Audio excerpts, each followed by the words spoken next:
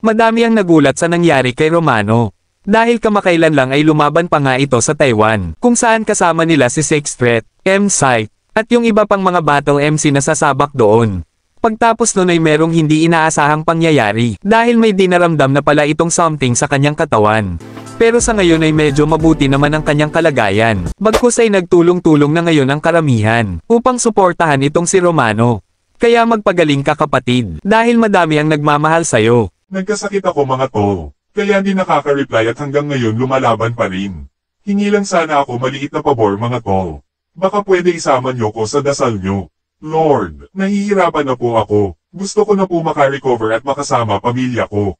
Kayo na po bahala. Patuloy akong mananalig at magtitiwala na malampasan to.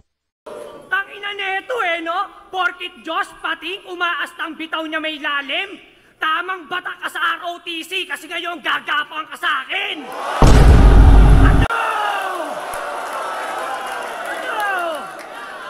Wala basic, burado yung round 1. Tamang bata ka sa ROTC kasi ngayon gagapang ka sa akin.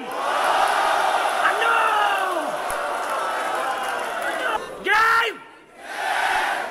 Yo!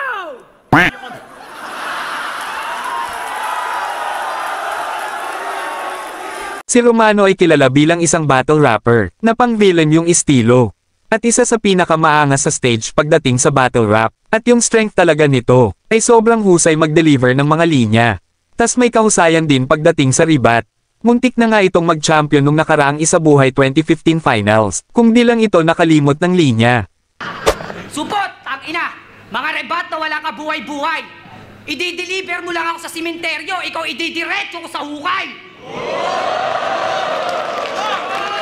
At saka lagi mong pinagsisigawan, undefeated ka!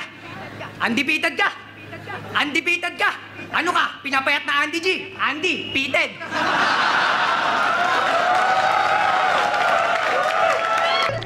Wala nang ang bala, madadapa! Madadadadadadadadadadadadadaka, madapaka, bubububulagta sa kahon. Kakabakabaong to ngayon. Nagbabababagang, babababarat, tatatatamas sa'yo yun. Tadadi na bababala, tatatataba, bubububulagta ka ngayon.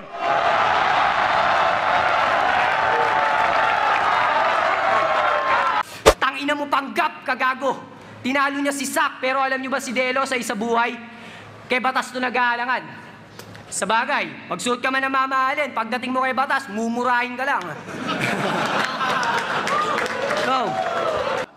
Si Dikta. Gago, no, kala mo, hindi ko yung kayang i-rebat.